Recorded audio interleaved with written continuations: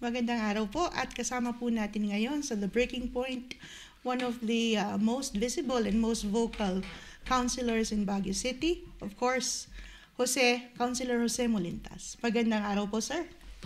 Magandang araw sa mga viewers ng Breaking Point.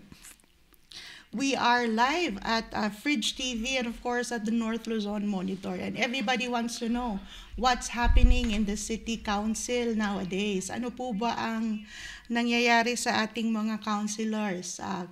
Sir Joe, how are our councilors working together and not working together since this committee reorganization?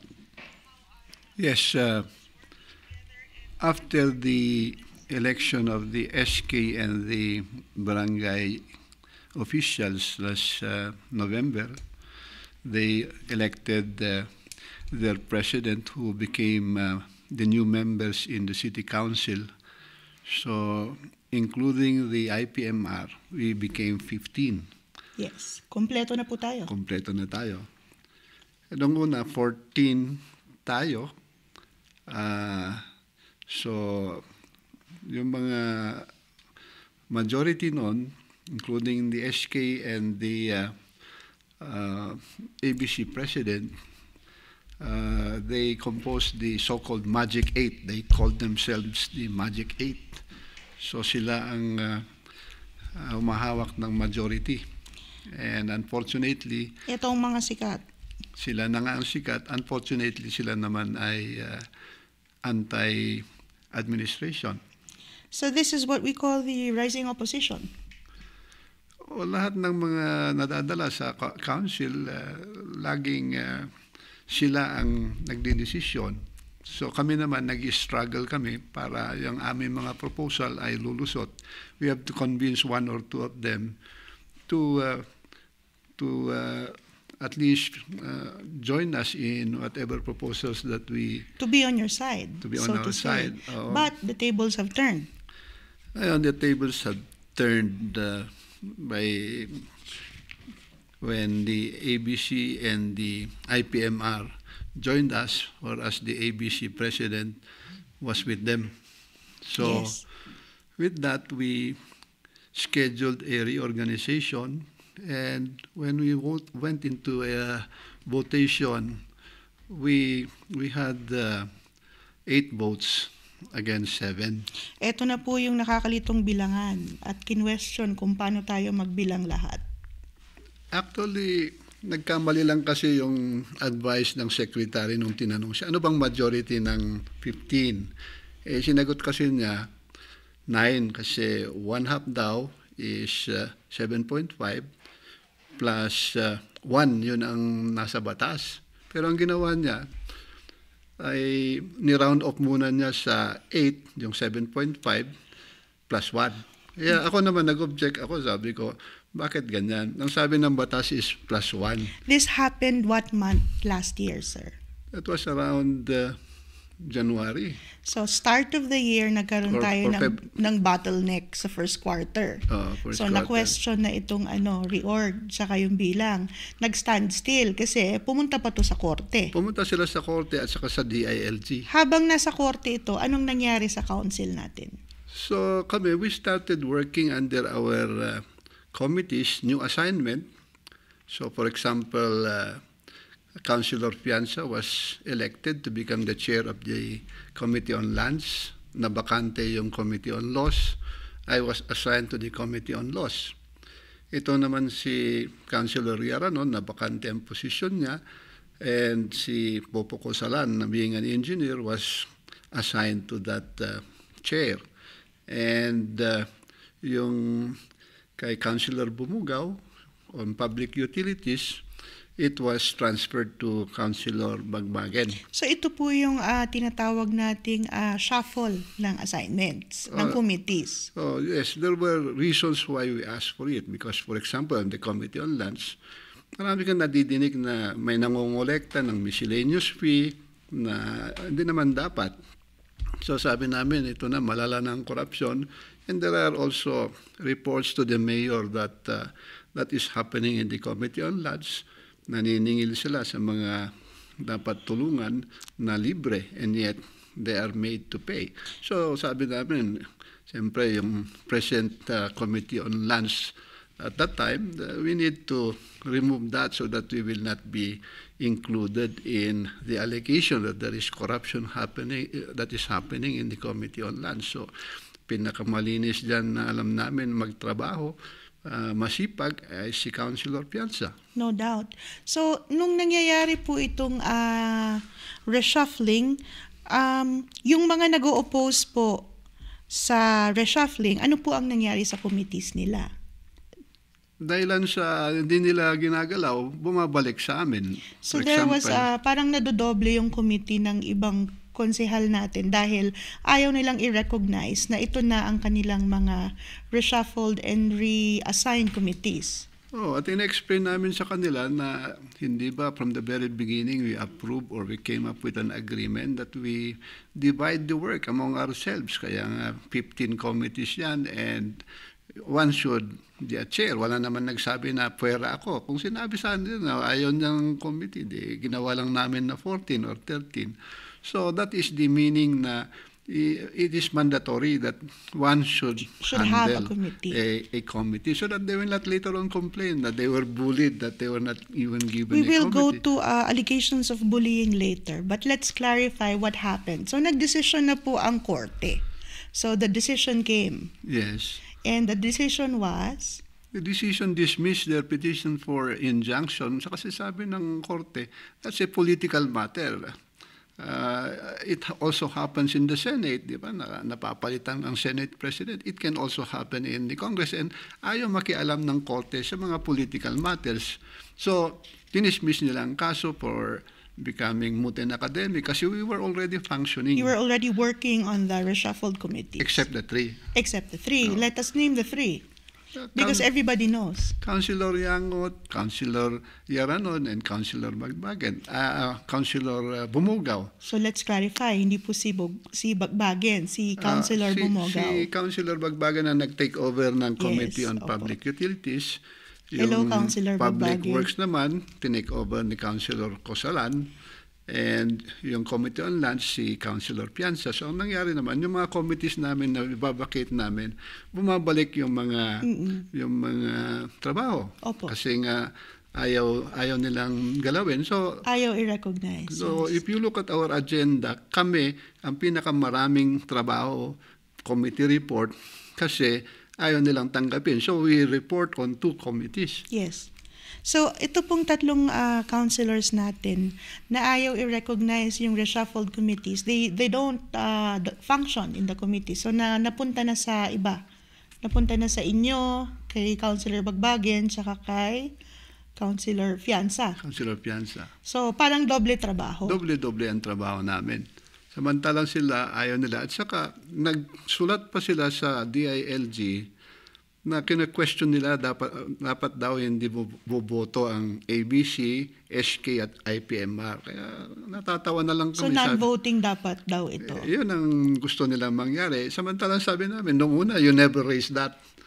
Do you think it's fair that some councilors have been given the responsibility of handling more committees than others? We do not even have to ask that. That is common sense that some others are made or burdened to work on 2 committees, whereas the others are just busy campaigning. Diba? So, ito So we po were ang- offering that they should take over, but they continue to refuse. Kaya sabi naman, if you continue to refuse, natalo na nga kayo, then you are creating a bad precedent that one day, maybe if you were the vice mayor, sabi ko, if everybody will say we will not handle it in committee, then you will have to handle all the committees by yourself as the vice mayor. So I think that is the wrong way of interpreting, because the reason why we come up with an internal rule is that we will have an agreement on how to share the work. However, it is also a reality that some committees are more influential or more powerful than others. So ang nangyayari, the majority gets the best committees, and what they do not like, they give it to the others. So even Councilor Pianza was delegated to handle the committee on education, where he has no background. And yet he worked on it and enjoyed it and became productive. Hindi mo pwedeng sasabihin na dahil architect ako, dahil abogado ako, I will choose my committee. Hindi pwede yun. So there is a perceived power na kasabay ng pag-handle ng mga committees na to. Yes.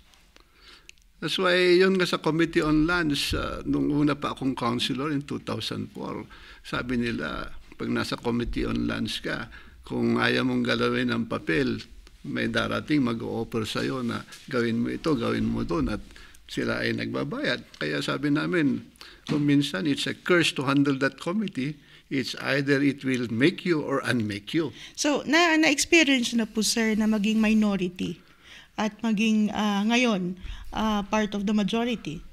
So, both sides of the coin, ramdam na ramdam nyo na. I was used to be in the minority, especially in 2004. So kami naman, we do what they ask us to do, and that's it. Hindi ka pwedeng makialam kasi alam mo naman na kahit na ipipilit mo, mamamatay yung proposal mo sa botohan.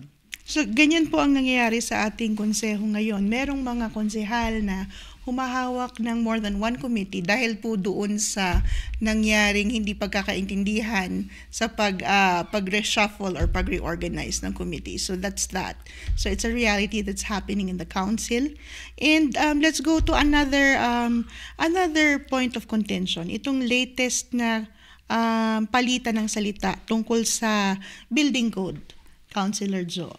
Doon sa building code nga is gumagawa tayo ng remedyo kasi some quarters are making an issue out of it as against the mayor. Tulad din ng road recovery, di ba? We have a mayor who has the integrity and who has the will to do what is good for the general welfare. Implement the law. So the Highway Act says that this is the way, then you implement it. Hindi yung you will not implement the law so that the people will not complain. Siya naman, sabi niya, it's for the good of the public. We are complaining about traffic. Then let's recover the road that is rightfully part of the road. We should not allow squatters on the road, di ba? So the same is true with PD 1096 or the building code. Hindi naman utos ni Mayor yan eh. Mayor, utos yan ng DPWH na assigned to implement the building code, but they assign somebody to be the head. So the building official in Baguio is the CBAO. They were the ones who were appointed to implement the building code. So ang nangyari dyan, ang orphanage, there is something wrong with this building code. Kasi martial law ang kanyang background, it was 1977 passed by the pa. President in 1977. Ang effect is retroactive. Hindi niya sinabi na prospective from 1977. Sabi niya, lahat ng building, kahit na built before 1977, are supposed to have a building permit. Ganyan yan. So ngayon, we have a letter of instruction coming from the DPWH that all building officials should implement that to all buildings. Kaya ang ginagawa ngayon ng CBAO is to inform in the barangays na ito ngayon ang trust ng national government na dapat for safety purposes mag-apply kayo ng building permit para mag-guarantee natin na structural safe at saka electrical safety. Kaya maraming mga nasusunog, if you notice, most of this or all of this have no building permit. So that if they, kasi nga old na yan eh, they should rewire at least, and there should be a supervision of a licensed electrical engineer. So this is the point of contention dito sa recent word war ninyo sa building code with, of course, everybody knows about it on Facebook dahil nagpalitan na po ng statements kayo po ni Councilor Mylene Yaranon. Tama. Kasi ang position niya is bakit daw nakikialam ang building official sa mga walang building permit? Yun nga ang trabaho nila. Yung mga walang building permit, most especially, are the ones endangered to a possible collapse, or because it is not structurally safe, or it can cause the fire because of the electrical faulty wirings. So all the more, and because of the report that most of these houses that are being burned due to electrical issues needs to fix up their electrical. This is one of the things that we would like to implement using this building code. And the building code is the basis. Kaya nga, sabi niya, bakit daw pakikialaman yun? Lahat ng mga bahay ay na merong building permit daw. At saka mga building permit daw, mga title lang. Dapat yun lang daw. Sabi ko, trabaho yan ng Sibaw. Sabi niya, dahil architect sila, alam daw nila ang batas. Sabi ko, you point me saan sa building code sinasabi na we should differentiate ang application ng batas. So wala siyang maituro. Sinasabi na parang Biblia daw nila. Sabi ko, para kang pare na sasabihin ng isang nakabasa ng Biblia araw-araw na mas matalino siya sa pare na nag-aral ng 8 years para maging pare. Pero you have to realize, Councilor Joe, that because of your because of the manner in which you rebuttal Councilor Yeranon, she has alleged that you have been bullying her. Well, that's the point. We have a group chat among councilors. We have already been debating on that in our group chat as councilors. That's why when I heard her again saying that, I said that coming from an architect teaching us about a difficult question of law, we should refer that to the proper committee. Sabi ko nga sa kanya on our group chat, kung gusto mo, kunin mo yung committee on laws. Ayaw naman niya, di ba? So they do not want to handle a committee. They let us work on it, and then they act like they know everything. Kaya nga sabi namin, do not act like just because you're an architect, you know the law.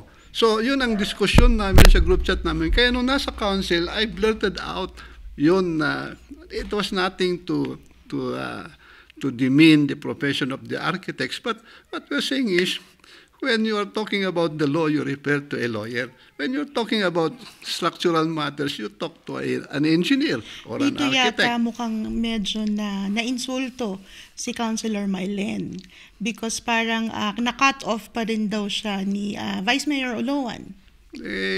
Sabi nga niya, kinat off daw ni Vice Mayor Oloan dahil ako raw mapapaya. Sabi ko naman, ako nga dapat magsalita, kaya lang sinabi niya na never mind. It was not directed against her, it was directed against me na tama na muna yung diskusyon. But you know, the attitude of Councilor Yeranon, always speaking on the mayor, the mayor was peeved one time, then he made a statement in the flag ceremony.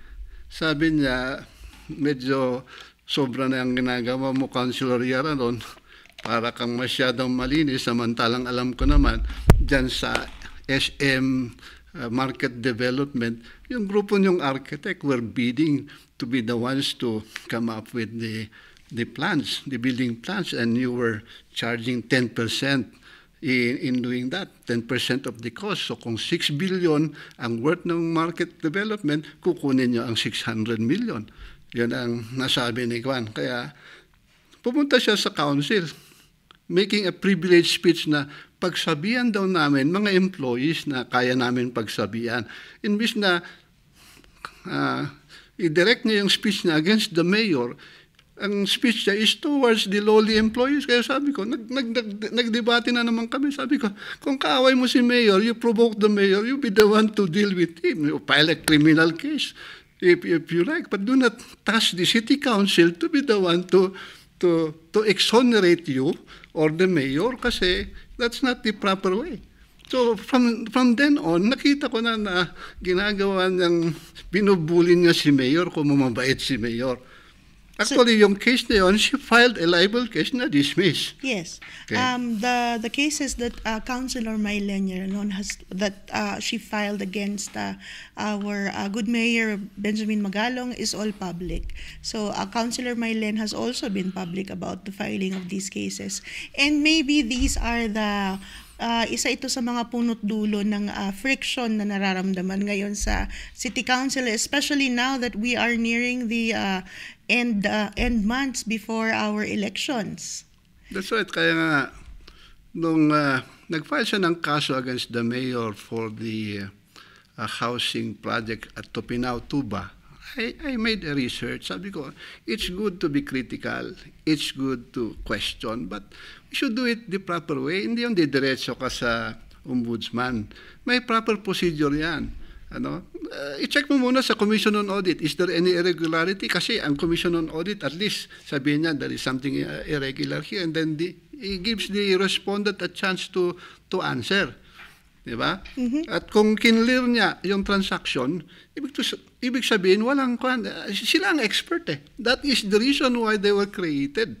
So, ang gagawin mo, file ka ng file lang for purposes of publication, nag-file ka, sino sinisiraan mo? Mabuti sana kung private citizen ka. You're a public official. Tapos gagawin mo yan. Sinong pinapaya mo? The entire city of Baguio. Na ganito pa lang city of Baguio may corruption. So I think there is also a proper way to do it so that you will let the proper body with expertise on the matter to be the one to say that there is something irregular. Tulad nga nung ginagawa niya na sa Topinao, illegal daw. But weren't they the one, sabi ko? Hindi pa ka-konsyal, in-approve nyo yan, binadgetan nyo yan. Di ba? So, kayo ay sangkot. Kung irregular yan, sangkot kayo. And yet, you clear yourself, ididemanda mo lang si Mayor. Kaya, mas maganda sa COA, para sasabihin niya, sino ang gumawa ng irregularity, sila dapat managot. Ganon ang proper procedure para makita na you are in good faith. Pero ang gagawin mo, file ka ng file, wala akong pakialam anyway, hindi naman ako ika-counter. Mabait ko si Mayor, sabi ko kay Mayor, na pwede mo rin i-counter siya kasi mali naman yung ginagawa niya, sinisiraan ka. Mabait lang si Mayor, does not believe in countering, but sabi niya, confident naman siya na ma-exonerate. Pero yan ang nating na-observe. Yun ang sa akin ang bullying. In this administration, Councilor Joe, you're obviously at the same wavelength with our mayor.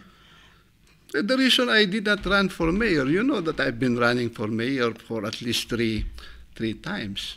Yes. Because I wanted change. Mm-hmm. And when what I wanted as change is being done by the mayor in a more scientific manner. Kung ako, magsalita ako noon, I just want to bring back the clean water in our rivers. Siya, may scientific na explanation siya, pina-check nila, ang daming mga bacteria na pwede tayong idemanda ng La Trinidad, Tuba, dahil hindi natin nililinis ang ating tubig. So, I find that his advocacy and mine is towards the same direction, but his approach is a lot better. So, kaya I did not run against him anymore. I joined his team. So you believe in our city mayor? Yes, I believe that what he is doing is the right way because the urban decay is a reality. Maraming naninibago because we have been used to you being a stark opposition. And now have you become the mouthpiece of our administration? I'm not exactly the mouthpiece. I'm just a councillor. That's why ako naman is, if I believe that our leader is doing well, I fully support them. Dapat hindi yung mga, I wasn't in the opposition, but it was never been my way of continuing criticizing them without basis. I research.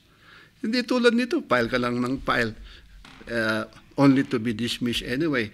But it gives a negative effect against all of us. Dapat pag-isipin mo naman yon. Kasi noon, she was perceived to be eyeing the position of mayorship. Magpapile siya ng mayor. Just like Congressman Go, at the beginning of his term, I was behind him. I was also asking him, you give me a work. I was his consultant during his first year. But after that, I did not believe that he is doing his promise to the city of Baguio to come up with a participatory democracy. So what happened? He came up with a city charter based on his knowledge only, and now it's being used against the city. Kaya gusto mong pumunta tayo dyan kasi yan din ang issue na nire-raise ni Councilor Yaranon. Pero first we'd like to underscore that probably our Mayor Benjamin Magalong is heaving a very deep sigh of relief that you are on the same side with him now. Because it is very, very hard to be on your bad side, Councilor Joe. So let's go to that city charter. Yung city charter, kita nyo yung nag-privilege speech si Councilor Fianza, ang daming flow on land issues. Ako naman from the very beginning, kinwestiyon ka, but I was very diplomatic with Congressman Marco. I was the first to ask him to be invited to elaborate on why these provisions are placed in the city charter. So being a friend, he calls me in his hotel. I tell him, but he never told me that I filed already a bill to correct it.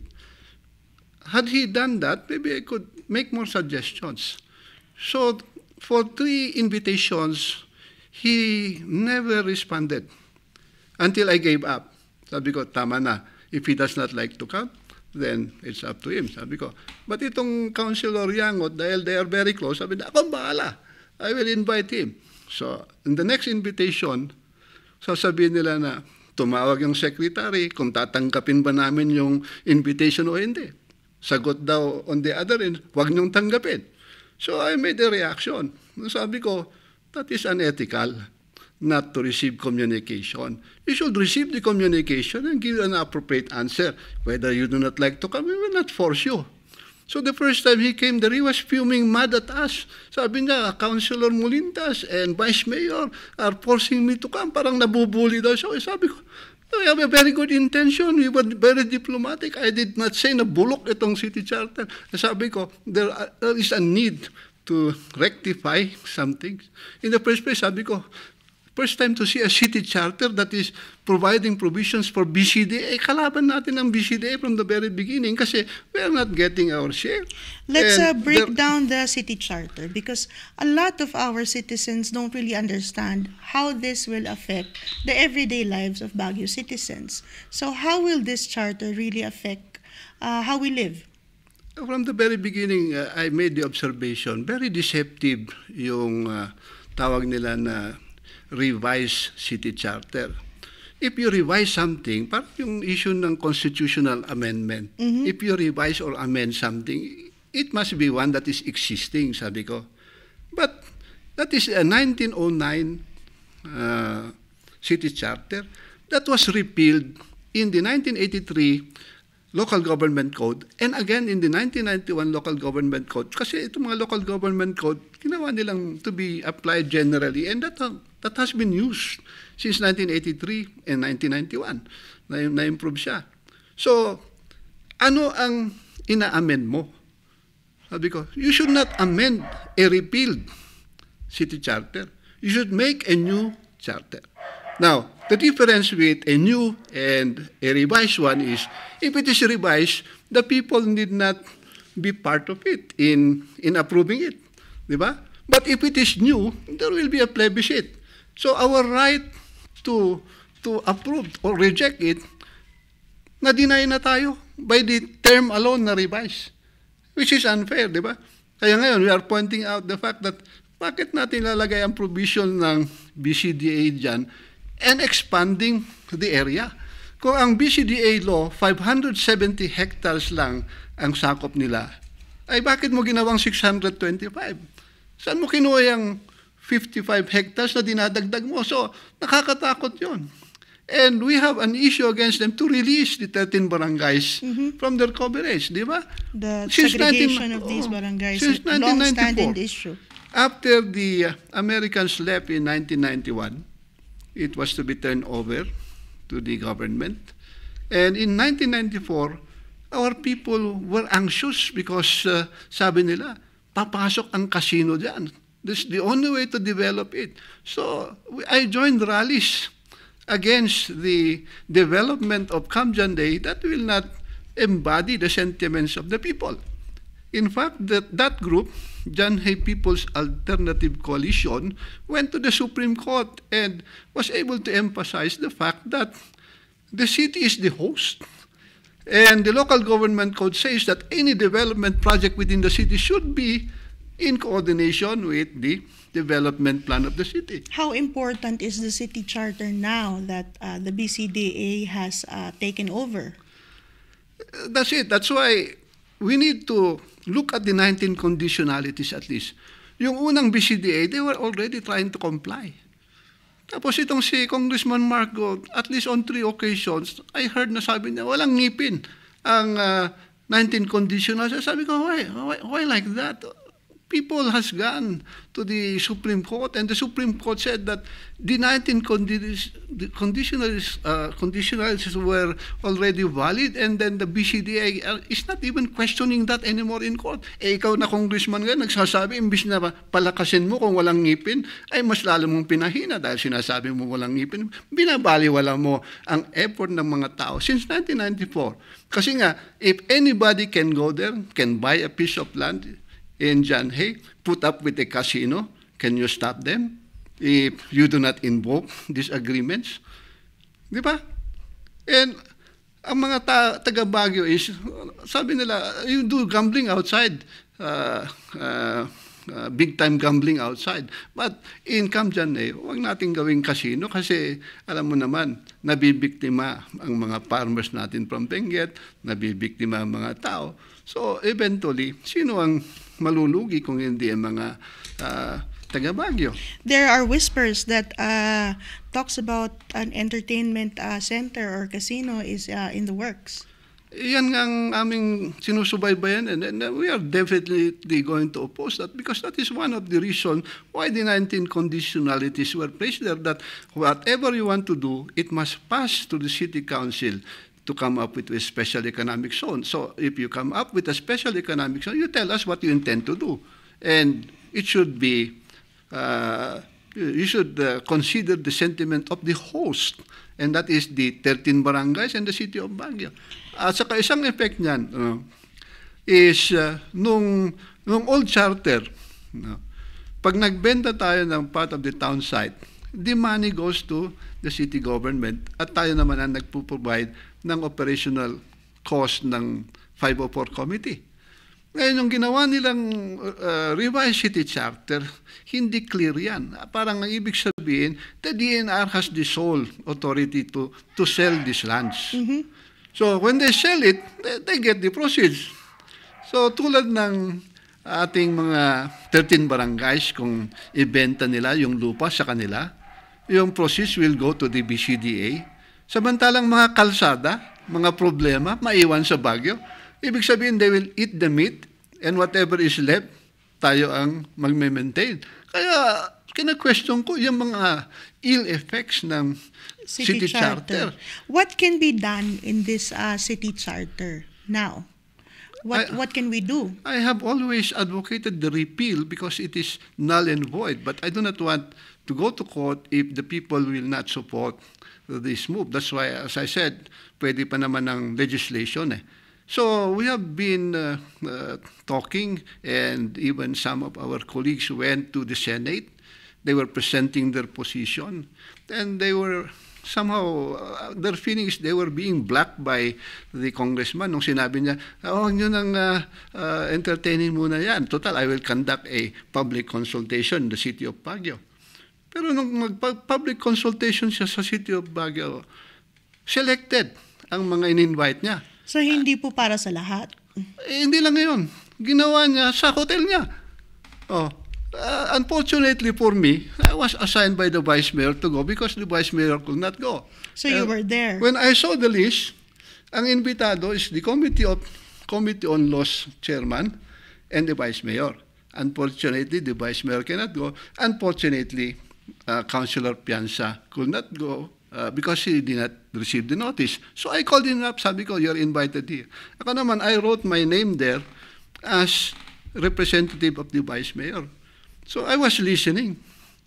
I was there. When I was listening, he was not consulting. He was trapping the people to say, okay ba sa inyo ito? Approve ba sa inyo ito? Hindi yung we can give a general statement to give our opposition. He was the one already telling them, and alam mo naman mga kapitan, humihingi sila ng mga project kay congressman. So hindi sila makapagsalita. So sabi, this is not the proper way. So there was a sort of a railroading. Yes, and then, he shouted at me and said, kaya nga kita hindi iniimbita eh. Sabi ko, I was surprised. Sabi ko, ay ganun pala ang consultation mo. You select people whom you like to agree only. And a consultation is supposed to be to listen to everybody's position. Ako naman, from the very beginning, nanghingi ka nga ng idea ko. Sabi ko, nakakaya naman to congressman, para mong binaba naman ang kategorya ng City of Baguio. I-report namin ang ordinance namin to the province of Benguet. That is the worst part of it. Sabi ko, although I understand, siguro, kinopia lang ninyo, cut and paste, but, it's now a law na dapat dalhin ng city secretary ang ordinance namin to the province of Benguet for approval. Hindi ba nakakatawa yan? Na we are independent from the province of Benguet. Now, you are asking the city secretary to bring all our ordinance for the review. So, have we changed our status? Sabi ko, bidaba mo ba ang kategorya natin? Nagiging component city na tayo, imbis na independent. So, pati siya nagulat. Kaya nga, nung nakita ko yung ginawa niya to correct it, omnibus bill, to correct the provision, ini-explain niya na mali daw yun. I'll cut and paste. Sabi ko, but that is only the... So there was an acknowledgement na merong mali. Oh, because he also filed. And the second amendment na ginawa niya is to correct the interpretation that the proceeds of the sale of the lots should not go to the DNR. It should be clarified that it should go to the city. So it proves that the provisions of that city charter, meron talagang kailangan ng fine-tuning. Marami. Kaya nga sabi ko, alam mo, when I conduct my consultation, ganito ang nangyari. No? Kasi nung ayaw niya pumunta sa City Council for a dialogue, I conducted the consultation. So I listened to the public. Sabi nila, sir, pagbasahin mo yung mga preliminaries, the whereas clauses, I mean, they referred to the sustainable development of the United Nations, and that will end in 2030. Ganon ba kakitid ang itong charter natin hanggang 2030 lang, and that project of the United Nations will end, di wala na. Sabi ko, mas marunong pang mga taong gumawa ng batas, di ba? And then, when I was consulting, especially the 13 barangays, sumingit mga staff na, at least 3 of them. Pupunta sila, gusto magsalita. Sabi ko, what have you to say? You do not belong to the 13 barangays. Ituturo ako ng Pastor Bildan. Sabi, you are out of order. Sabi, wow, sabi ko, even if the Vice Mayor is here, I am the chair. I was the one who made this public consultation. I am the one presiding. Tuturo mo ako. Sino ka? Sabi ko, tuturuan mo ako sa public consultation ng Congress. Sabi ko, they have their own way. Let them do their way. Sabi ko, ito nga, walang consultation, kaya ginagawa ko, tapos makikialam ka. Sabi ko sa kanya. And he was a representative of the congressman. Pumunta itong si Imelda Sedano. Sabi, sir, ginagawa mo ito kasi tatakbo ka ang congressman. Sabi, anong kinalaman niya? Bakit sa inyo ba ang Congress? Anyway, after Mark go, bakit? Tatakbo ba siya? Hindi naman. Why do you go there and interrupt? Na yung mga hindi issue sa aking public consultation, nilalabas nyo. Kasi nai-insulto sila pag nagsasalita ang tao. May kabataan representing the youth of Happy Hollow, sabi niya, hindi dito nire-respeto ng charter na ito, ang aming ancestral domain. Sabi na, hindi maganda ito. It is pro-BCD. Nagpadala ng mga kaalyado na hindi imbitado. Na hindi imbitado. Sa public, kasi ang public consultation na ginawa ko, I invited residents of the 13 barangays. I gave them a copy. Because isa pang misgiving ko kay Congressman, I wrote him a letter. Sabi ko, I saw that you are the author of this. Could you provide at least 1,000 hard copies? Kasi ang hirap sa mga ating residente na magpa-Xerox at saka hindi naman sila techie na marunong magbasa sa internet. Sabi ko. Were the copies provided? Hindi man lang sinagot. Kasi naman doon, I was not the committee chair on the committee on laws. So ako lang naman as a member of the committee on laws, I was the one preparing it, then asked the chairman, Councilor Pianza, to write a letter. But I follow up. Pumupunta ako sa office nila kasi we had good relationship. He ran for Congress, I ran for mayor, hindi ba? But nakita ko na on his third term, mukhang hindi niya ginawa yung kanyang commitment to conduct consultation. Ano naman? Sabi ko, Congressman, you think that if this had been presented to the people, would they have agreed na ganito ang provision, na ilalagay mo ang provision ng BCDA? That alone, sabi ko, sinekreto nyo ito. Otherwise, kung alam ng tao yan, ako, baka babatuin pa kayo sa 13 barangays. Bakit? Mas importante ang pag-recognize mo sa BCDA kaysa yung pag-recognize mo sa karapatan ng mga residente ng 13 barangays. Sabi ko, so obviously, this did not pass through a consultation and transparent. Kasi nobody knew. Even the mayor did not know. Even the vice mayor and the council did not know. How they came to know that there is such a proposed bill?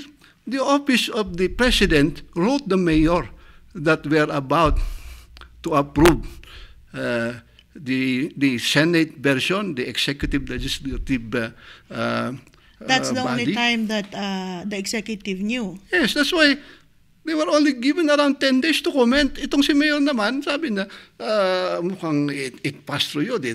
Tama lahat yan. So sabi niya, as long as ilagay nyo naman yung recommendation ko na you create more departments. So, ganun ang nangyari. So, yun ang sulat ni Mayor. He did not approve it. He came up with the comment and endorsed it. But, walang nangyari sa endorsement niya. The City Council came up also with 7 points. It did not clear the boundaries. Sabi nila, it did not respect the 19 conditionalities. It did not... 7 yung points na ni-raise ng council. Hindi pa ako konsel noon. But when it went to the office of the president, wala namang ginawa yung presidente. Hindi napansin yung mga comments. Hindi napansin. Talagang inignore ni President Duterte. Kaya after 30 days, according to our constitution, if it is not vetoed, then it is deemed approved. Yes. So this is what we call it lapses into a law. So lumipas ang 30 days. Na walang aksyon ang presidente. So meron na tayong city charter to be implemented. Ngayon po na mas umiinit na ang usapin ng Camp John Hay dahil nga sa recent takeover ng ating BCDA, malamang ngayon po natin makikita ang magiging effect nitong city charter natin. Kaya nga, that's why ang ginawa naman namin, we supported the mayor in him reminding them of the 19 constitutionalities na kung aalis kayo dyan, yung mga iiwan nyo, for example, itong mga ating mga public places, just like yung sa Scout Barrio, dapat. The Scout Barrio community had been using that area as a football ground and also a school. Natanggal mga yan. Hindi sila na-turnover. Kaya ganito, sabi namin, Mayor, lahat ng mga even our share from the taxes during their past operation dapat singilin. And the Mayor is doing his part. So we came up with a resolution last Monday to fully support the Mayor in having the 19 conditionalities be implemented. But of course, nung napasa ito, nung dumaan sa opisina ng ating butihing Mayor Benjamin Magalong, itong City Charter, nag-issue siya ng kanyang recommendatory at approval. Hindi, do not use the word approval. He is not to approve it. So he simply came up with a comment that... well, the exact words is, it is in this regard, it is our honor and privilege to recommend for the approval of the subject bill by President Rodrigo Roa Duterte. So this was a letter dated March 17, 2022. Correct. Addressed to Attorney Saban. Yes, and correct. And it is only recommending. Whereas Councilor Yarna is insisting that the mayor approve. Sabi ko, where did you get that idea? I will burn my books if there is such a thing that... So ito po yung nagiging bone of contention. Yun ang aming argument sa amin. Sinasabi niya that the mayor approve it. Sabi ko, the mayor did not approve. Pinakita niya yung sulat. Sabi ko, where in that letter na sinasabi mo, did the mayor approve? Kasi you are misleading the people. You are shifting the blame. Imbis na you blame the congressman kasi siya ang gumawa, yan ang trabaho niya. Nalilipat mo sa mayor. Ano ba naman yan? Sabi ko, hindi ba yan ang bullying na ginagawa ninyo? You tell the public na walang kamuwang-muwang na it was the mayor who approved it before Congress passed it. That is entirely false. So it's a difference in narratives because the interpretation of a Councilor Mylen Yaranon is the narrative that, of course, our Mayor Benjamin Magalong recommended the approval of this city charter as evidenced in the letter sent. But ang contention naman po ng ating guest ngayon, ang si Councilor Jomol, hindi ito nagtatantamount to an approval. Tama? Hindi, because he does not approve. He was only asked to comment within a short period of time. Pero sir, ano pa ang magagawa nitong debating to? Nagkaroon na nga tayo ng city charter dahil hindi na kinomentan, hindi na na-veto. So ano na po ang pwede nating gawin ngayon? Ito ba ang mag-recommend ng repeal? Yan nga, I passed a proposed resolution to the council asking them to unite in calling for the repeal of the revised city Hindi charter. ba tayo magmumukhang nakakatawa nun? Dahil presupposing kasi dumaan sa lahat ng sektor natin ito, tapos biglang ito na si Baguio. Palitan na lang pala natin. Hindi nga yan ang nakakatawa dyan kasi nga, obviously there was no consultation among the stakeholders. Kasi sabi ko nga, if there were consultations Hindi lilipad that the ito. entire city of Baguio or the city council was called, sabi nila, tinawagan lang si Councilor Cosalan to go, but he did not see the entire draft or he did not see the process. Kasi nga, when you come up with a bill, you furnish everybody a copy. And then the people who are interested to follow up will see how it is going to be improved by Congress. Ganun yan eh. May first reading, second reading, third reading. How come we did not know that? So we ngayon, only came to know nung nandun na sa office of the president. So, now, we you tell will me. intimate that in the request for repeal. Oh, I said that because the first thing that attracted me was when I was looking at the case of BCDA versus the city of Baguio, when it was Mayor Bautista or Mayor Dumugan who was trying to send the treasurer to go and collect taxes, business taxes inside Camp Janay. They were not allowed to enter. Kaya na-insulto yung mga mayors natin. So, on record, ang nakita ko sa Supreme Court decision, it was Mayor Dumugan, but according to the camp of former Mayor Bautista, sila rin daw ang nag-umpisa. So yun, na-insulto sila dahil ayaw nang papasukin ng Camp Janay management ang ating treasurer to go and first list down all the businesses inside and then ask them to get a business permit. I think So when our city was insisting, they went to the Supreme Court to stop the city of Baguio from collecting taxes. And the decision said, you are invoking a law that is applicable only in Subic. Yung BCDA law, iba yung Subic Development Authority. Iba din ang Yung Camp Janay at saka yung sa La Union, ang una na magkasama. Meron silang separate na batas. So dito, unfortunately, hindi nakalagay na exempted sila from the coverage of the taxes. Parang may tax relief ang mga negosyo sa Clark and Subic, but not in Baguio City. Kaya that is what the Supreme Court said. Kaya nagtaka ako, nung sa motion for reconsideration ng BCDA, sinabi na, sa city charter nga ng City of Baguio na pumasa, nire-recognize na independent ang BCDA. Kaya sabi na, this one effect.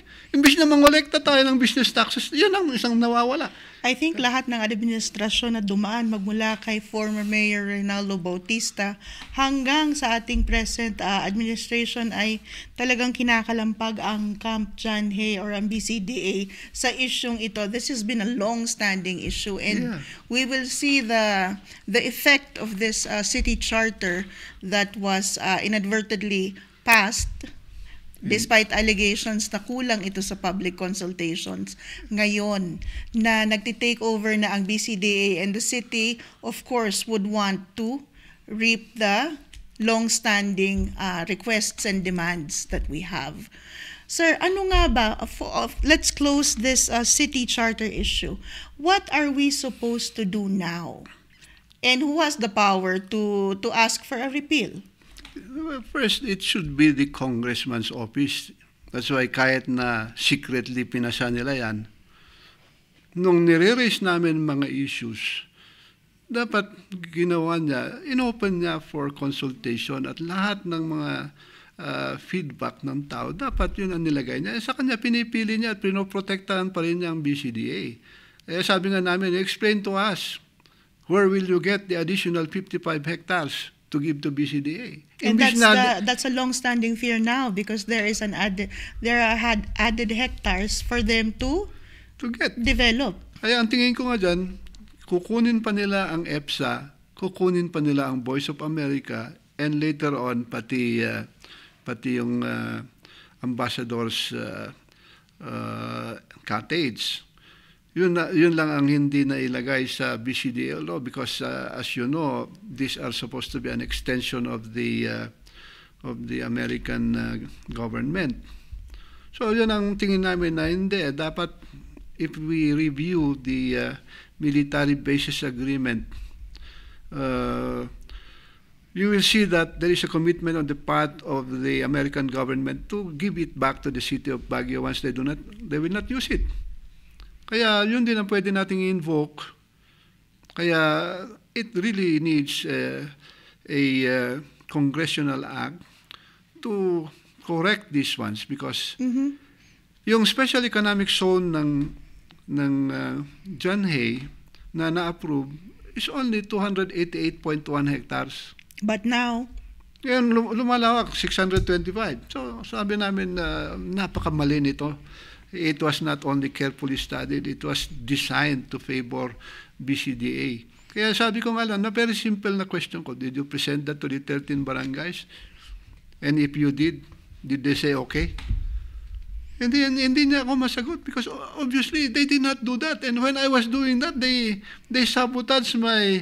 tried to sabotage my consultation. Kaya doon ako medyo nagalit. Aside from the fact na nung pinadala ako ni Vice Mayor to attend the consultation on this matter, on the amendment, it came from his mouth that he selects people to go there. And sabi ko, that is not the proper consultation. Sabi ko, it should be public. Lalo na kung gagamitan ng pera ng gobyerno, dadalin mo sa hotel mo, so doble-doble, tripling kabig mo. Di ba? Di ba? Kung pera ng gobyerno ang ginagamit mo, sa hotel mo pa, di yayaman ka pa. Pero sekreto pa yan. Tinatawagan po natin ang opisina ng ating butihing Congressman Mark Go. If you would like to rebuttal and grace the show, the Breaking Point, we are open to accept you and welcome you here to be able to air your side of the story. And of course, this also extends to Councilor Mylene Yaranon. Dahil po nabigyan natin ng oportunidad ngayon si Councilor Joe, it does not mean that we are not open to others' opinions and insights. Councilor Joe, it means mukhang hindi kayo talaga nagkaka-wavelength ngayon ni Councilor Yaranon at ni Congressman Mark Go.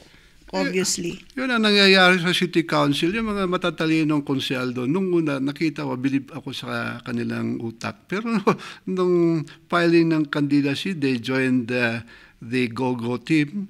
Iba na ang kanilang, hindi na rational, no? Tignan mo. When we passed the Human Rights Defenders Ordinance, 5 of them abstained. Pero wala na yung suporta nila sa human rights. No? Although they did not object, but they abstained, they were silent on the vote. It means to say that just because we are the ones who were pushing for it, ayaw nilang mag-succeed itong ginagawa natin. Kaya ang maganda doon, I appreciate the fact that Councilor Rocky Aliping voted because I was worried. Wala si Councilor Farinas. She is on leave. She is abroad.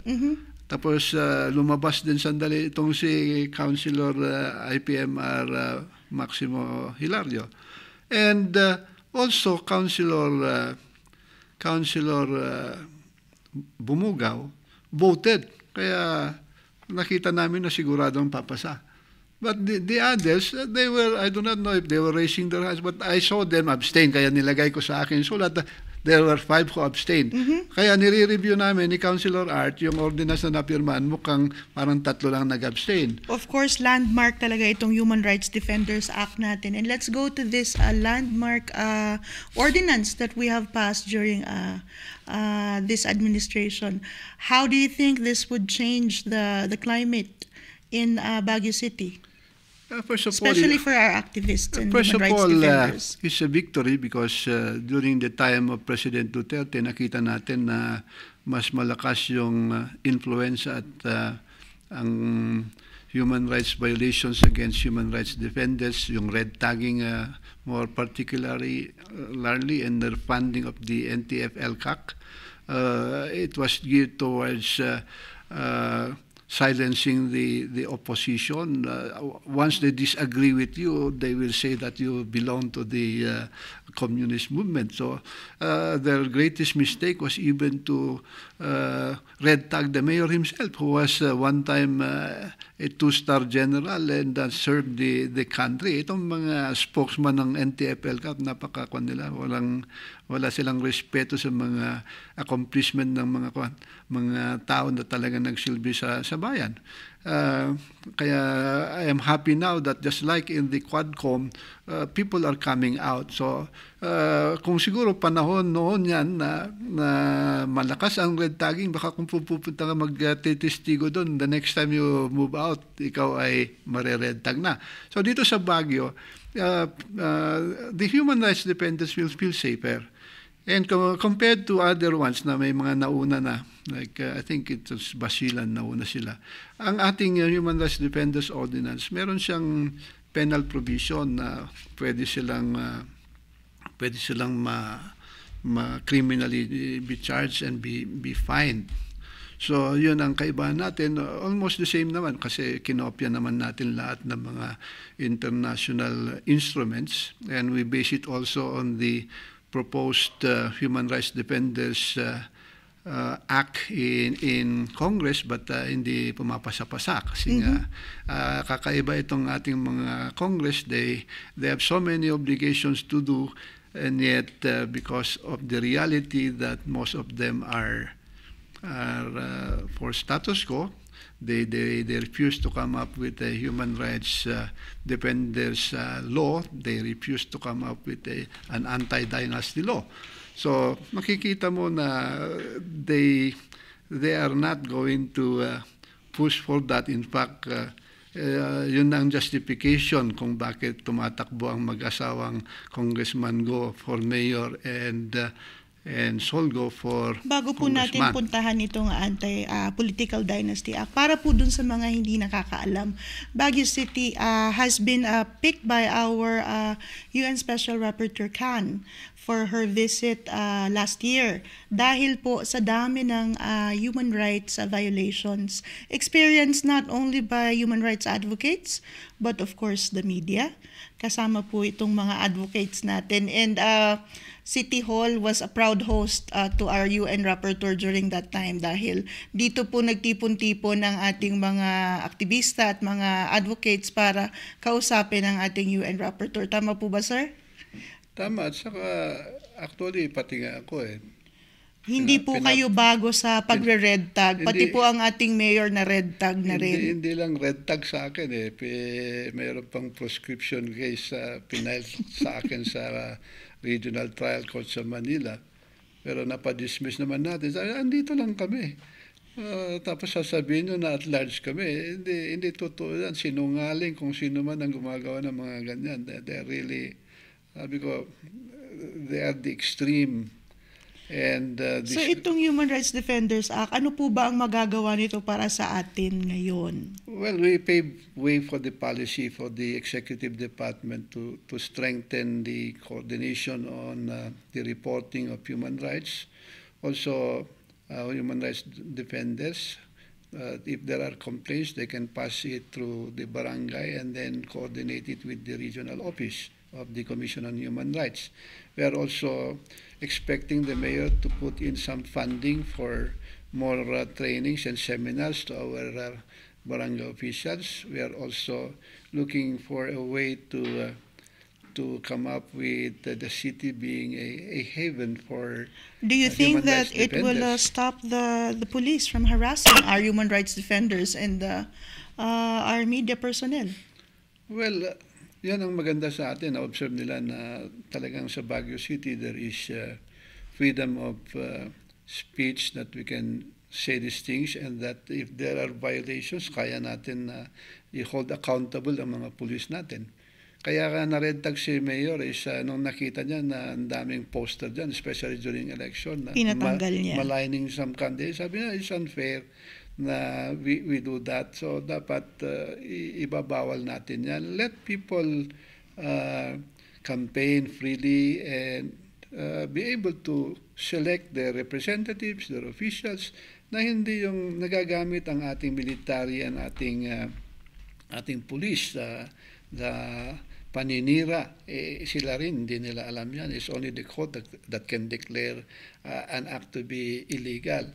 So, ang maganda dyan, when we also had a dialogue with the Philippine Army, General De La Cruz, sabi na, hindi na kami tulad noon na kami ay taga-implement ng program ng NTF-ELCAC dito sa Cordillera. Ang sa amin is to focus on the West Philippine Sea. Kaya ako naman readily, I said, I'm also a reserve officer. I graduated a 4-year course in the ROTC.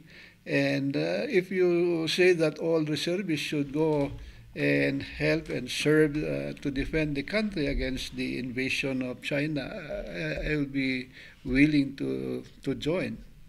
So maganda yung dialogue na yan, na klaro na hindi na kami tulad noon na we are part of the ELCAC here in Baguio City. So with that, it's also a victory that even the ELCAC, they should use their funds to really support the programs of communities that are extremely poor. So the passing of the Human Rights Defenders Act in Baguio City is, of course, welcomed by groups and, of course, the media. So we are happy about that development in the council. Thank you. Nanonood po pala ngayon ang ating IPMR, si Maximo Hilario Edwin Jr. Shout out po kay IPMR. Baka naman po sa susunod gusto niyong mag-guest at pag-usapan natin ang masalimuot na topic ng land. Ancestral land. Ancestral land po. At ikwento niyo po sa atin ang nangyaring landmark case ninyo, sir. Councilor Joe, let's go to your advocacy against anti-political dynasties. I know that we will be talking about our congressman and his lovely wife, Solgo, in this topic. So before Councilor Joe talks about this, I am also inviting again our Congressman Mark Go, and of course, Ma'am Solgo, if you would like to guest in the Breaking Point, we are also welcoming you. Go ahead, sir. Ano po ang advocacy natin dito sa anti-political dynasty? Nasa Constitution yan, at alam naman natin na pinagbabawal ng ating Constitution na binoto natin na ma-aproban. No? Pero po ang definition ng isang dynasty ay meron na. So, technically, dynasty in the making pa lang ito. Budding dynasty. Pero culturally, sa mga taga-Baguio, Benguet, that's why we are peaceful, kasi we respect, no? Pinag-aaral natin mga anak natin to become future leaders. Tapos ngayon sasabihin natin kami lang ang qualified. Ayun ang mensahe ng pag-file ng mag-asawa na gusto nilang maging mayor at saka congressman at the same time. Nakaka-insulto ba naman sa ating mga kabataan at tayong mga matatanda? A dynasty, kahit na ang argument nila very peaceful daw ang dynasty, it's very peaceful on the surface. Pero you go to these areas na may mga dynasty, patayan ang nangyayari. And we do not like violence during election dito sa Baguio. But if they will have a dynasty and people get frustrated, it might lead to violence. And that is what we do not like. That's why sila dapat, kung meron silang isip at konsensya, no? Kung natin Ilocano, basit lang ti kanan na ti adanakom na. Maliit na nga ang pagkain, gusto nyo pang suluin. Parang ganun ang message ng mga Ilocano. Kami naman sa Ibaloy, sabi namin, ansan. It means, that's too much. So you Gusto think nyo, that lahat the ng anak congressman nyo, and his wife is going a little too much? not a little too, that's really too much. Even their children are running for a party list. Ano ba naman yan? Parang gusto nyong gawin naman na family business ang governance. You know, ngayon pa lang may reklamo na mga ibang tao sa City Hall. Yung mga anak daw ni Congressman, naglilibot sila. You know, tulad ng ginagawa ni Congressman, takot na takot ang mga head ng DPWH, itong DSWD, itong DOL. Kaya kahit na kinikriticize natin itong AKAP, AX, nangyayari pa rin na sila nagpapatakbo. Alam natin yan, alam ng media yan, pati sila nga is natawag lang sa G1 Hotel at napapramisan na sila ng AKAP. No? We have nothing against that release of AKAP, pero kung ganito na nangyayari, that they are now the ones making it appear like it is their money, ay hindi maganda yan. I think even the media were insulted. Of course. I was part of the group invited in that very faithful G1 Hotel meeting. Yes, that's why it's already an evidence. And yet, takot ang ating mga national agencies to speak against it. Do you think that the Baguio citizenry is ready to speak up against these alleged wrongdoings? Kaya na ba na magsalita ng taga Baguio against this? Yes, even in the... We are known to be very peaceful, medyo shy, medyo reserved. Even in Facebook, meron na silang group na anti-dynasty, anti-political dynasty. At saka when I go around our senior citizens, they will whisper to you that, ano ba naman ito? Sabi nila. Hindi natin ginagawa ito noon, ngayon pa natin gagawin. Napaka-modelo ng Baguio Benguet na very peaceful ang election, tapos ganyan. Councilor Joe, with your revelations tonight, hindi naman lingid sa kaalaman ng ating mga tagapanood, marami kang nababangga sa mga statements mo. Do you fear that you are unlike now? Sa akin, my only campaign is to be elected based on what they believe I represent. So when I was elected there to be a human rights lawyer, I do not only speak as a human rights lawyer, I do actions that can even have me removed. For example, I'm handling the cases of those who are declared as terrorists without due process. No? Yes. You know, they're not questioning my capacity as being a counsel at the same time member of the city council. And sabi ko, no, if I have to be the chair on human rights, and I take oath during the Human Rights Day that I will do my best to defend every citizen against human rights violation, I'll do it even if you will sue me administratively, sabi ko.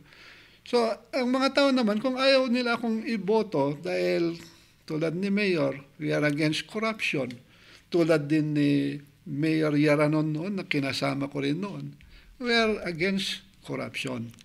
Yan ang dahilan kung bakit tayo naghihirap. So, even if something happens to me, I would be happy na I voice out the sentiment of the people that we are very much indebted, hindi pa napapanganak, marami ng utang, kaya naghihirap ang Pilipino dahil sa korupsyon. So it starts somewhere, and if people do not speak openly about it, it means they're the ones enjoying or are having a share in this corrupt system. Let's go back to the shared advocacy you have with Councilor Mylene, who also is one of my favorite councilors because I've covered former Mayor Braulio Yaranon and even her mom. So, malapit din sa puso ko si Councilor Mylene. Shared ang advocacy ninyo, sir, on corruption. What do you think happened that this relationship you had with her has come to this bickering? In fact, we belong to the Liberal Party. Of course, yes. Everybody knows that you're part of the Liberal. She was our chairman during the last ano election. Ano po ba ang nangyari at mukhang hindi na kayo nagkaintindihan magmula nung kampanya? I think it was because of personal ambition that she wanted to become the next mayor at that time. until she had to give way to these more moneyed people who wanted to run for Do you think that Congress relationship is still and mayor. repairable? Pwede pa ba kayong magkaintindihan ni Councilor Mylene? Wala naman akong personal. Ang sa akin nga is, for example, you should do as you say. You want fairness, but be responsible. Parehas tayo na kontra sa corruption. Kung may nakita kang corruption, you do it the proper way. Kasi hindi tayo expert. Ang expert dyan is the Commission on Audit. Pag sinabi ng Commission on Audit na ganito, may corruption na nangyayari, then I have to respect them kasi yan ang trabaho nila. Pero kung ako is para lang may publish ako na dinidemanda ko ang mayor para nasa newspaper ako na ako ay matapang na nagpapile ng kaso kontra sa mayor na wala naman sapat na ebidensya. Ano? Yun ay sa akin, kalokohan yun. Hindi yung tunay na anti-corruption. Kung anti-corruption nga, tignan mo ang sarili mo. Ano, sa Tupinao case, kayo ang nag-approve ng ma-implement. Napakagandang project doon. I would have saluted them, all of them. They were the first in the region to be able to go on land banking. Yung tinatawag natin na land banking project na bibili tayo ng properties outside and for the benefit of our constituents kasi nga puno na ang Baguio City, kung maaari, mag-housing tayo sa labas. So, hindi pa huli ang lahat. Wala namang permanenteng magkaaway at wala ding permanenteng magkaibigan sa politika. Alam naman po nating lahat yan. Kaya, even the father, ako ang number one, depende sa kanya, na nasa city council ako. Everybody was against him except Councilor Oruan at that time and Councilor Waycan. Tatatlo kami na nakikipagsagutan para lang hindi masuspend. Of course, we remember the legacy of former Mayor Braulio Yaranon. So, tandang-tanda po natin ang ating laban sa Jadewell at kasama po kayo doon. Tama, sir?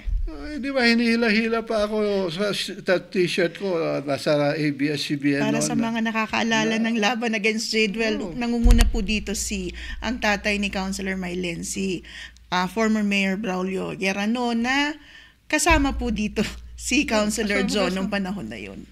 Kaya sabi ko, it's very ironical that even those councilors who had been putting down his father, sila na nga nakasama niya. Alam mo, isa sa mga experience ko noon, I was forced to head the committee on the search for Miss Baguio because when it was assigned to Councilor Pinky Rondes, biglang walang pondo. No? So, sabi, nag-privilege speech ngayon itong mga kasama ng administration na simple lang na year in, year out na activity, hindi mo pa ma-implement. So, sabi ni Mayor Yaranon, kindly be the one to take charge. So when I conducted consultation, what's the problem?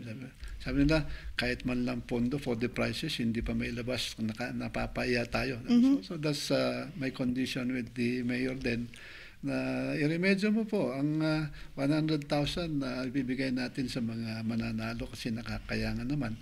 They spend also money to participate and then they do not get anything. So that is how I supported him. When he was suspended, we were volunteering.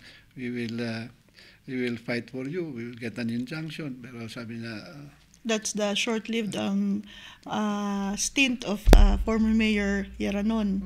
We were with Bishop Senson at the time, so we are fully supporting him. So we're going back a trip on memory lane. Dahil Yeah. napaka-memorable ng mga taon na yun because Baguio City was included in the fight against this Jadewell, this parking group na sumubok magtayo ng pay parking nung panahon na yon. So kabisado po ni Councilor Joe yung panahon ng Jadewell dahil nasa forefront sila ni Mayor Yaranon nung time na yon. And that is the reason why I joined politics because nakikita ko sa Baguio, napa-privatize ng lahat. Kaya ang comment ko na, pinrivatize ang kalsada, binigay sa Jadewell.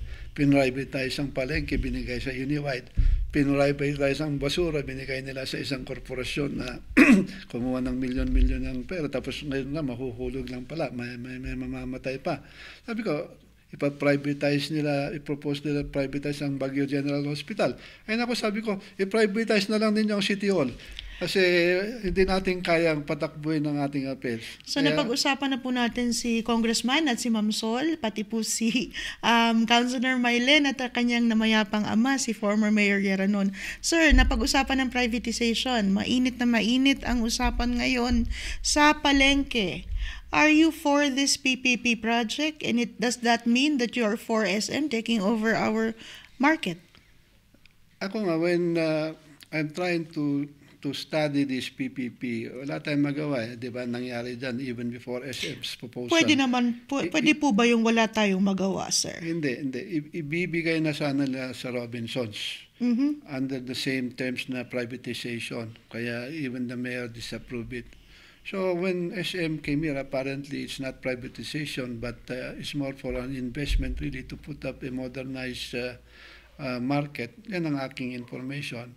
And that 70% should be run by the city. So it's not privatization, unlike the past so iba po. proposal. So ang sa akin, if that is true, kasi I do not see any document. Kasi alam niyo ang PPP, it has to be, there are part of it which is cannot be divulged. It is confidential. It's part of the non-disclosure agreement na kinaiinisan na po ng lahat ngayon dahil wala nga tayong pwedeng malaman, walang pwedeng pag-usapan. Hindi naman, that's not true. Ang dito is siyempre, you have to consider the fact that even if we approve it in the city council, it will be subject to a Swiss challenge. Naintindihan ba natin ang Swiss challenge?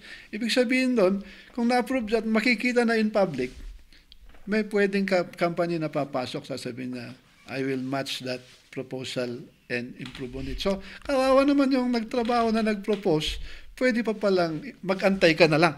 Ang kinakatakot ng lahat ay baka walang kumpanyang makatap sa offer ng SM. If that is going to happen, alisin natin ang tatak na SM. If we have a market 6 billion worth, the city will run 70% of it. I will fight for a cheaper rental. Kasi wala tayong investment. Wala tayong babawin, di ba? Let the investor recover it in 50 to 100 years. Ayon naman po sa ating city administrator, ang huling salita, ang huling approval naman po ay mapupunta na naman sa ating city council. So the last say will always be the council. Well, let me just say that I have a proposal, a project proposal to have a public consultation on the 20th of February. Kasi on the market? Ayaw kong antayin yung lalapit sa amin yung proposal, and then we will be given 120 days to conduct a public consultation. This is on the city market, February 20. Uunahan ko na sila. I have already caused the invitation to of course the PPP Center sa National Office. Darating dapat sila. Darating sila. The Executive Department and also SM if they are willing to come up so that siyempre sila ang pwedeng mag-divulge ng kaya nilang i-divulge. So that we can also ask the public to start asking their questions. So nakakasanay ito sa Feb 20? February 20. Okay. And approved na yun. It will be at the convention center. I hope the people will attend this public consultation. Yes, we will make it very open. That's why we're anticipating at least 300 people to attend. Kasi initial lang, nilagay ko initial. Opo. Kasi nga ayaw ko na ma-accuse later on na nare-railroad. Ang sa akin is, I will just listen. I will not even talk so much. I would like to hear from the people after they hear what the proposal is all about. Di ba?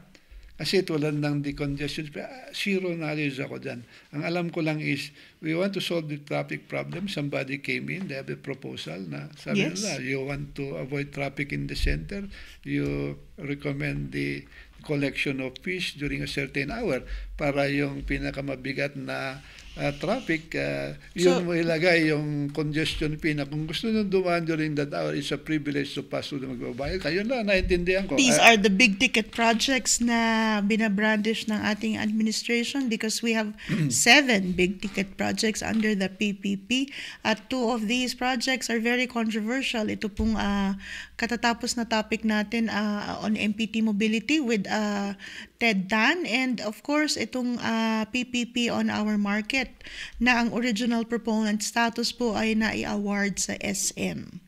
So Hindi pa naman award sa SM. Ang ibig sabihin nga niyan is a proponent goes to the PPP center or to the city administrator and submit a proposal na they will infuse this amount for a certain project, let's say market. And then it will undergo several process where we must first convince all our barangay officials who are member of the City Development Council, and if they approve the concept, then they will pass it to us for our study. And if we vote on it favorably, then it will be subject to a Swiss challenge.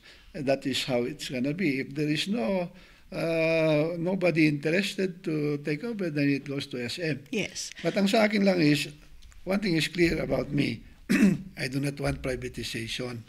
And I don't want mollification. So that if I see that these are two things that is not acceptable to the city of Baguio, because privatization is just like what happened in the Bern area. Yes. Now owned by Center Mall, that is supposed to be a burned market area at that time.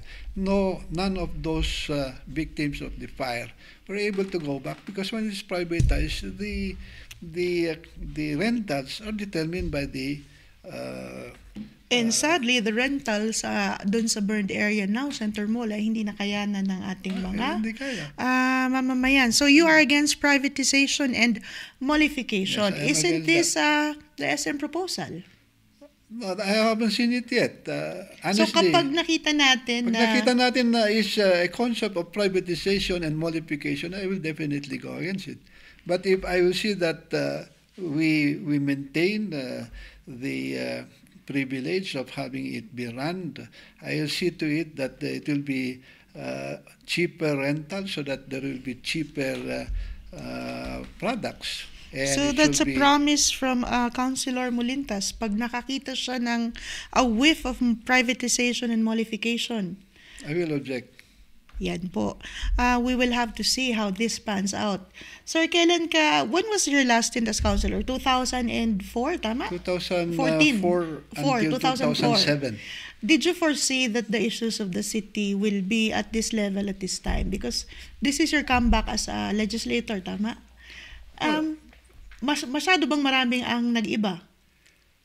I have to admit na these were what we wanted to happen before. Unlike noon nga, the city council were all held by a majority who were all pro the administration, and that there was no more consultation from the public. Kaya yun ang aming call for change. Nung panahon na yun. You were part of the minority then. And we were part of the minority. Wala kami magawa kasi nga kung botohan, talo kami, tatatlo kami. Ngayon pong kayo ay part of the majority, you're being accused as a bully. Yan ang mahirap nga sa kanila eh. When the law was applicable, when the law was there and they were the ones enjoying it, they did not question things. Ano? For example, yun nga, bumoto ang SK at ABC to their favor. They did not question that. And now they go to the DILG questioning it. Why these are voting? Ang ating SK at ang ating ABC. Nung pabor sa kanila, no question. Ngayon na hindi pabor sa kanila, gusto nilang alisin ang boto ng ating mga ex-officio members. Para sa mga sumusubaybay po sa career ni Councilor Molintas, ganito po ang kanyang itsura talaga kapag natutuwa na siya dun sa mga topic na pinag-uusapan. There's a certain smirk about him na kuminsan kinatutuo at kinaiinisan ng ating mga kasamahan sa Baguio.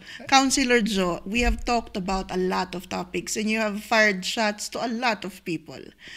Can you please give us a rundown of your priorities as a councilor now and what you foresee for Baguio City? Because there's a lot of issues Baguio City is facing now. And you're one of the most vocal councilors that we have. Ano po ba ang estado ng ating syudad ngayon and what should our people be worried about? Especially now na mag-election na. I give you the floor. Thank you, Malen. Basta ang sa akin naman is I see that we are going towards development. In fact, ang lagi natin sinasabi na we should not go towards overdevelopment and neglect our responsibilities to our people and our neighbor, no? Napakadumi ng ating mga rivers and that there was one good proposal from the mayor. Although uutang tayo, kayang-kaya rin bayaran para maayos natin ang ating mga sewerage system. Ganito, ito ang mga dapat ginagawa ng mga naunang opisyal natin, prepare for urbanization. There was no preparation like that I've seen done by the Americans before they came to Baguio. Tingnan mo, bakit may sanitary camp? Kasi kahit na 1,000 people lang noon, they knew that they had to properly dispose of the waste. Bakit noon ay meron tayong mga fire hydrants sa sentro? Because they foresaw that there will be accidental fire, ano? So ready sila to address it. So they were very prepared. So that dapat ang city of Baguio is going also towards preparation against all eventualities, against earthquake and all other things, even against terrorism, etc. So these are the matters that we need to do, and also even too much tourism. Over-tourism. Kasi people are complaining na no more space for us na taga Baguio. Kaya I'm really concerned also about that. But then, ngayon ko lang kasi nakita yung klaseng leadership ni Mayor na tingnan mo yung botanical garden na noon ay white elephant, hindi pinapansin ng ating mga kwan. Pero ngayon, it's gaining around 5 million per week. It's a top earner now. It's a top earner, 5 million per week during these peak seasons. Kaya nakita natin yung potential na kung may integridad ang ating leader, investments will also come. Yan ang pinakamaganda eh.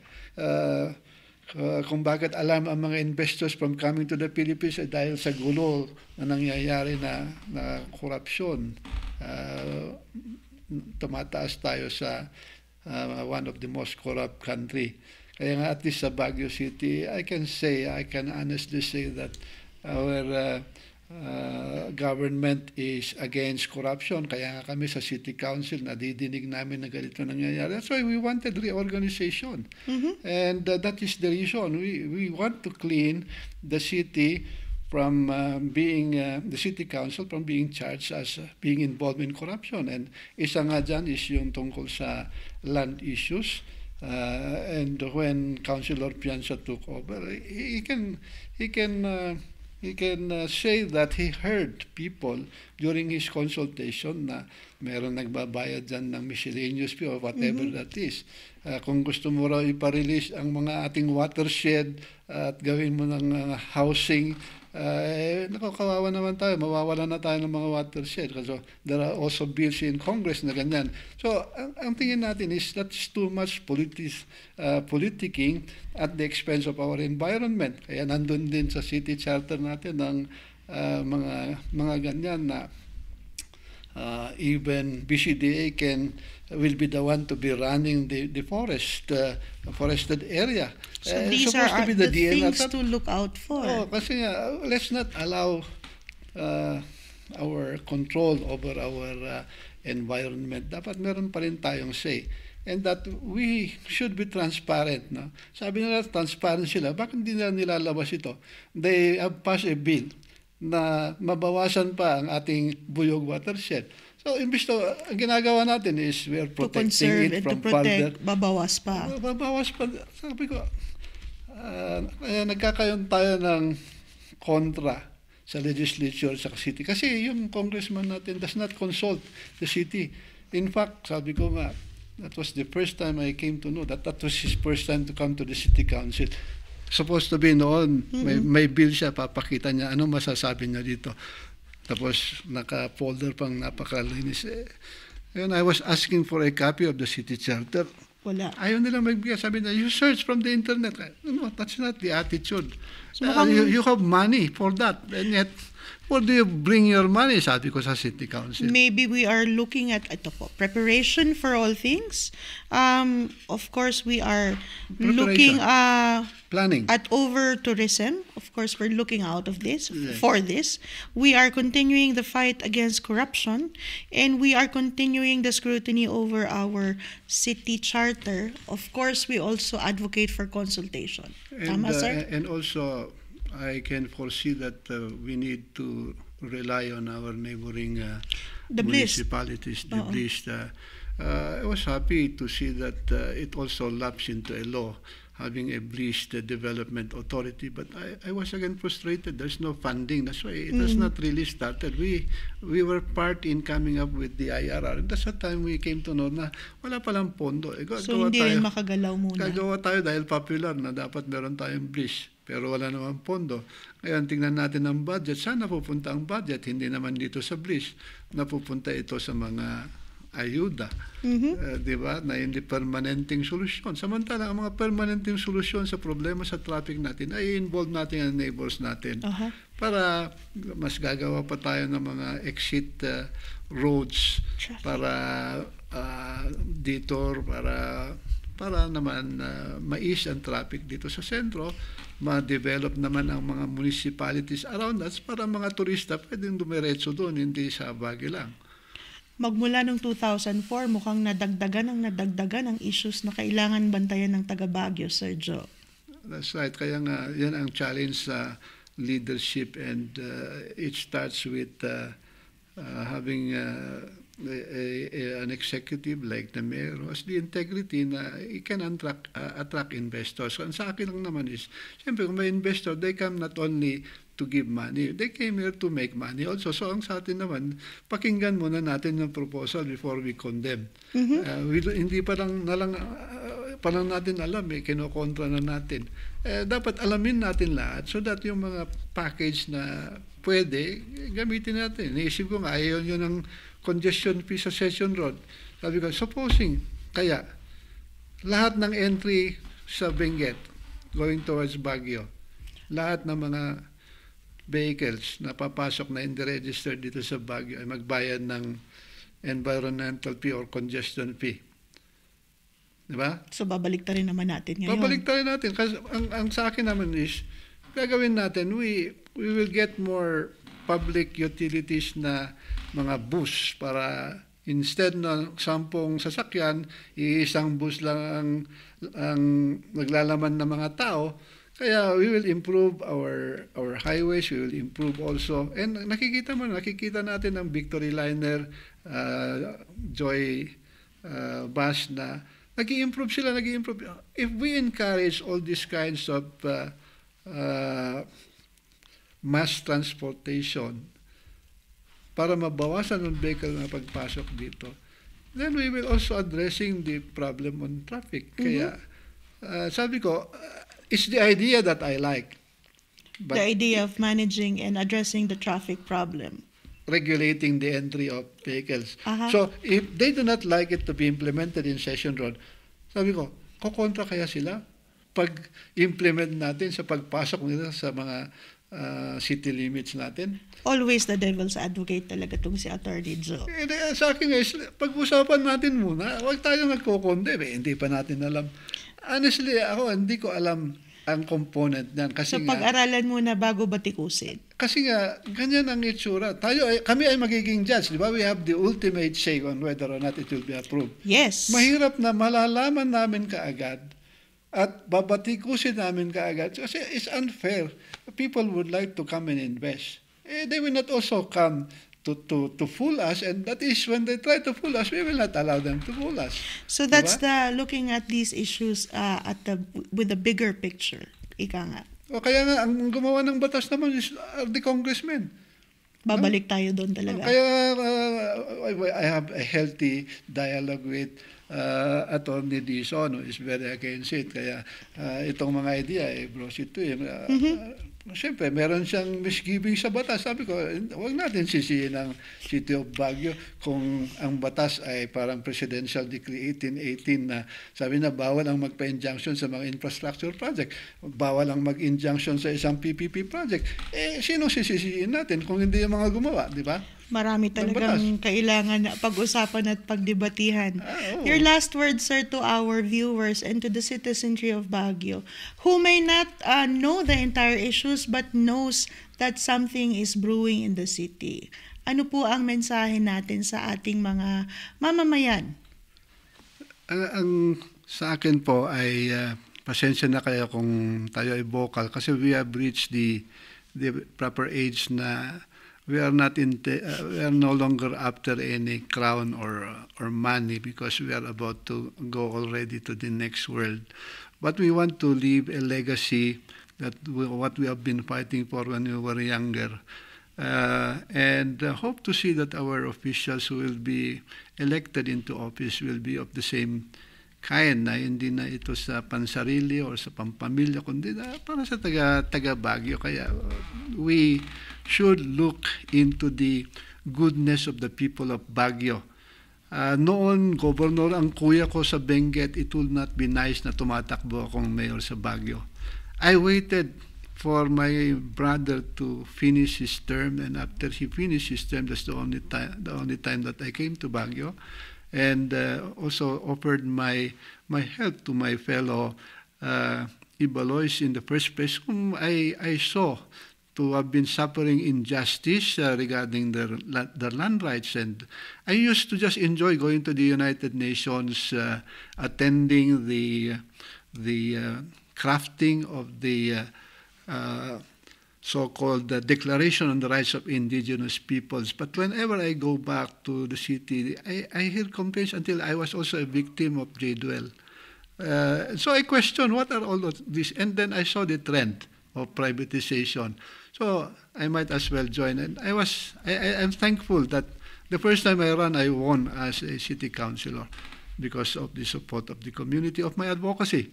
So for me to keep quiet now because I want to be a number one councilor, not to offend anybody. I'm sorry, that is not my ambition. My simple ambition is my advocacy before and now. I am having it realized through other people who are more capable. That's why I relegated myself to be more supportive of the mayor and the vice mayor. I was also supportive of the congressman. Unfortunately, as I said, I campaigned for him when he won. The people who were opposing him then are now his companions, and us who brought him into that position are no longer with him. So you can see the irony. People change when they are already there. Diba? So yun ang sa amin naman, we never change. We speak the same thing when we were in the minority. We are now speaking the same thing as a majority. So when you are also in that kind of a dynamic, syempre, there will be frustrations, but we continue because the people who believe in us are still there and still believe in us. So we should not let them down. We should not betray them. That's why I think the city charter, revised city charter, is a betrayal of trust. We trusted that our lawyer, our representative to Congress, would do us, make laws for us, not make laws for our opponents. Thank you. Maraming salamat po, Attorney Joe. And through the years, of course, Attorney Joe is a known human rights defender and also our representative to the UN many years ago. And he has seen both sides as being part of the minority on his first salvo as councilor and now part of the majority sa comeback niya, and also our number one councilor based on the last election. Number two pala. Pero sa puso ng mga supporter niya, number one kasi. So ganyan po. Maraming salamat, Attorney Joe, and we hope to have you back. Hopefully, may katandem na po kayo para dire-diretso po ang ating palitan ng insights at sagutan. So thank you, and that is another episode of The Breaking Point, when we talk about issues before it reaches the breaking point para maintindihan ng lahat. Maraming salamat po, and until the next episode. Thank you. Grabe.